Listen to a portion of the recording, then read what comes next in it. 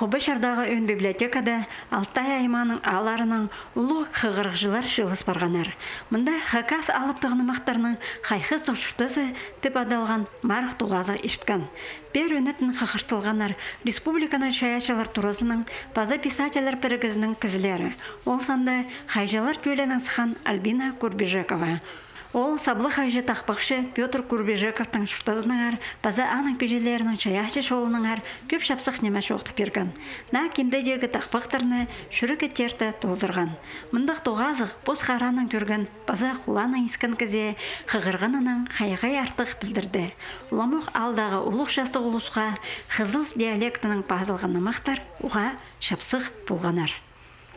Уға шақсы позын ұшты базы Петр Васильевич Курбежеков таңары пілбен немелерді көп көріп алдым, істіп алдым. Аны бежелерінің қанжы көп пасқан немесін уға шақсы сілік, иптік көрістігізі Валентина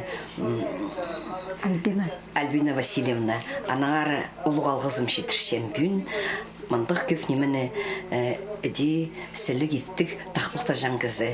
Қанжы бар бос көңінің салған біздің намақтарға аның қанызы, аны есті мені дек жаңғызы мандық немелерге. Алтай аймандағы алардан келген 6 қығырғыжы өз бөліктің марғыда араласқан. Оларға бірі алыптығыны мақты база Моисей Байиновтың хан төңізінің үздігін өтігеді қығырперерге керектелген. Қалған жазында Николай Дамажаковтың кебелізі бастыры байыттың көңінің шарт берерге керек болған. Тынағдағы ұлысқа мұндағы марғыда посты пастағызына сынерға келіскен. Қығырғанна тадыр тілінің шақсы қығыр пирерге сөздеріне, текст пиревстенне қығырарға керек. Но кішігді школды үгірін шатқанды тадыр тілін бірте үгірінмем.